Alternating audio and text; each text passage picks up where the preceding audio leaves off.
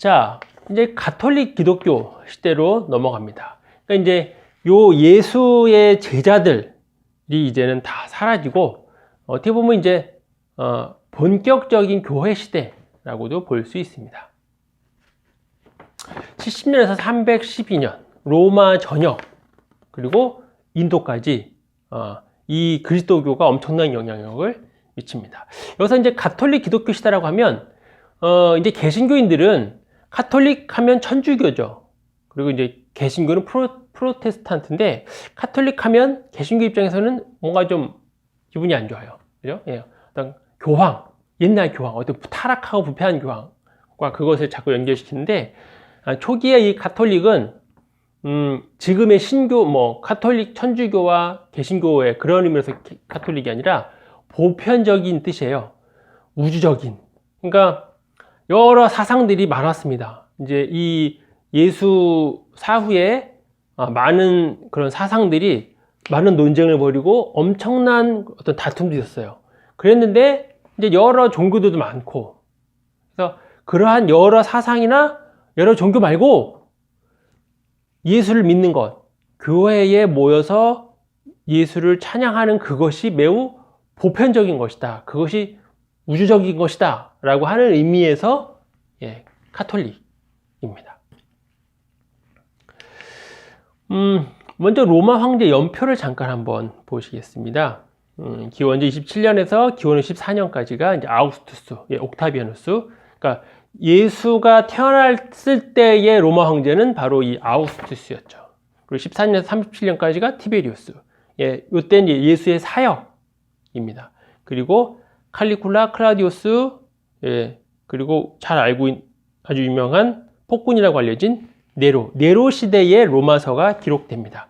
근데 이 네로는 초창기에는 정치를 잘했다 그래요. 이제 뒤로 갈수록 이제 아주 폭군이 됐는데, 그래서 로마서가 기록될 때는 네로가 정치를 잘하고 있을 때였어요. 아주 정상적으로 하고 있었습니다. 그래서 로마서에 보면 위에 있는 권세에게 복종하라 라고 사도 바울이 얘기하잖아요. 그때는 네로가 아주 정치를 잘할 때였어요. 만약에 네로가 막 폭군적인 행동을 했다고 하면 아마 사도 바울이 쓴 바로 그 부분, 로마서 13장 그 부분이 아마 좀 다르게 쓰였겠죠. 그리고 66년에 제1차 유대 전쟁 무장봉기가 있습니다.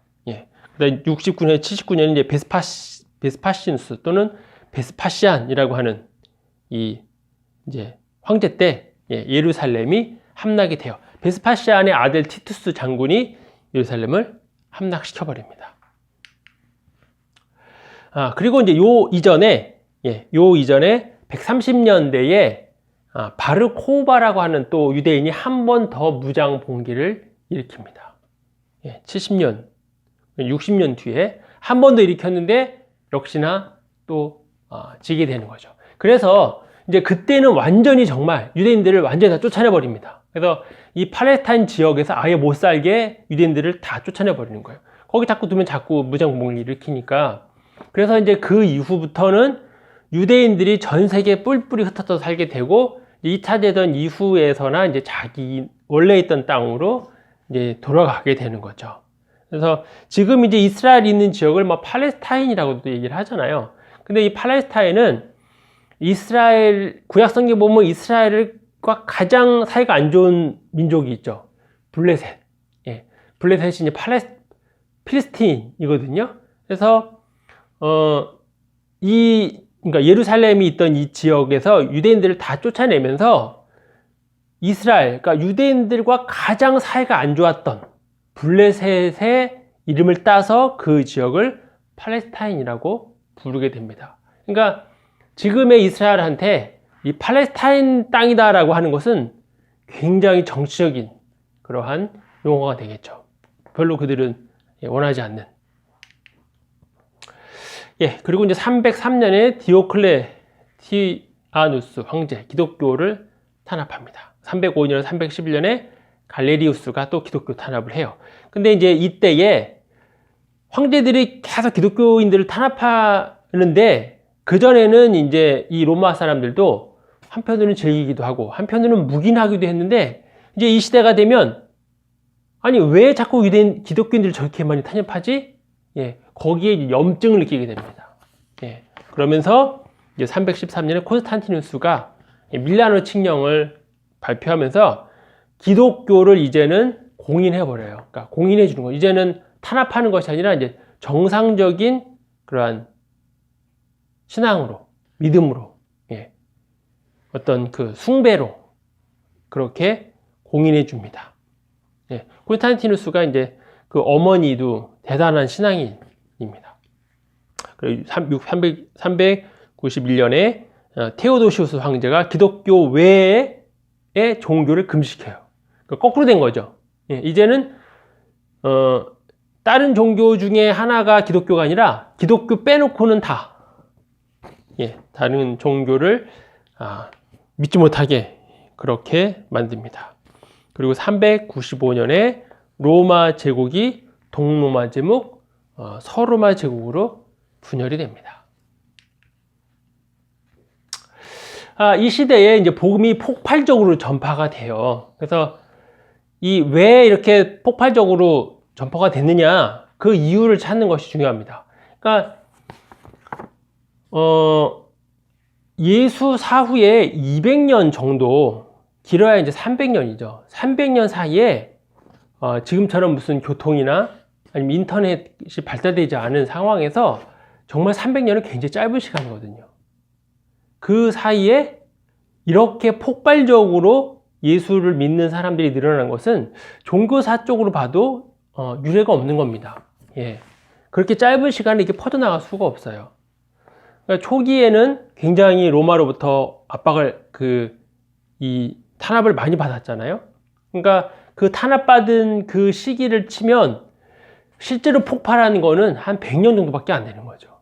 예. 100년 사이에 로마가 자신들의 종교를, 자신들의 신을 또 로마 황제 스스로 신격화한 것을 다 버리고, 예, 이 자신들의 식민지의 한 아주 작은 마을 출신인 나사렛 예수를 신의 아들로 인정했다는 것은 엄청난 그러한 사건입니다.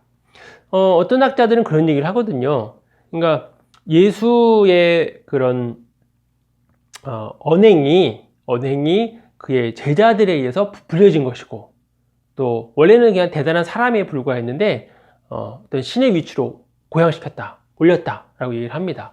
근데 설사 그의 제자들이 정말 스승을 간절히 사랑하는 마음으로 부활하지도 것을 부활했다고 하고, 또 예수가 한 말보다 훨씬 더 멋있게 꾸며서 복음서를 썼다고 쳐요. 예. 그 당시에는, 그러니까 그 시대는 그것이 통할 수 있었겠죠. 뭐 어차피 자기네들끼리 하면 되는 거니까. 하지만 사도들도 다 죽었을 때, 그죠? 사도들도 다 죽었을 때 그들이 남긴 거짓 문서를 가지고 수많은 사람들이 핍박 속에서 예수를 따르고, 그리고 200년, 300년 만에 완전히 폭발적으로 예수를 믿는 사람들이 신앙 공동체에 이룰 수 있었다.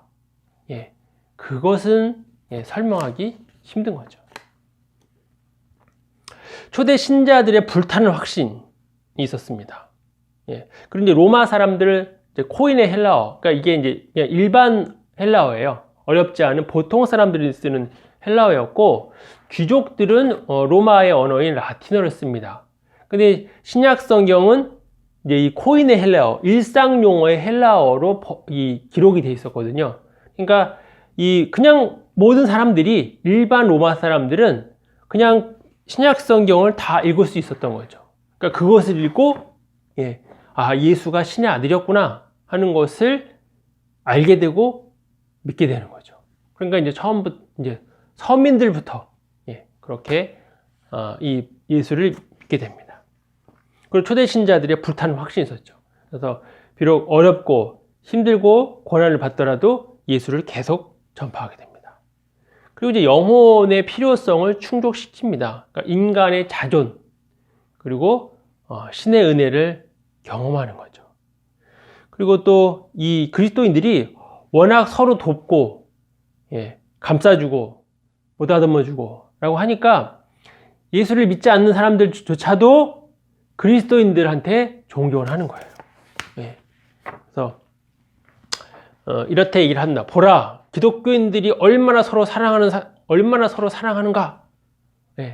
그러니까 그리스도인들의 공동체에 들어가면 부족함이 없고 나누고 돕고.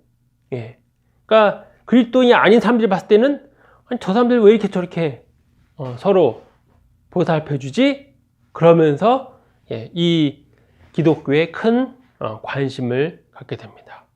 그리고 이제 기독교가 로마 황제들에 의해서 이제 계속 박해를 받게 되면서, 그러니까 박해를 하면 딴 지로 도망가야 되잖아요. 그런 식으로 계속 도망가다 보니까 결국은 예, 뜻하지 않게 여러 지역에 퍼져서 여러 지역에서 전도를 하고 선교를 하게 되는 거죠. 그래서 도리어 그것이 더 큰 그런 신앙 공동체를 만들게 됩니다. 예, 이제 사도 바울이 이 지역을 다 이렇게 예, 배 타고 걸어서 다니는 거죠. 정말 대단하지 않습니까?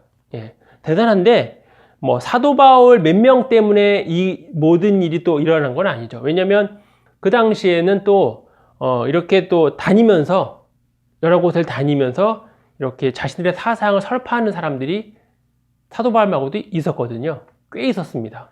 근데 사도 바울의 이런 또 그 함께했던 제자들에 의해서 이렇게 짧은 시간에 엄청나게 폭발적으로 전파된 것은 아주 특이한 그런 상황이었다.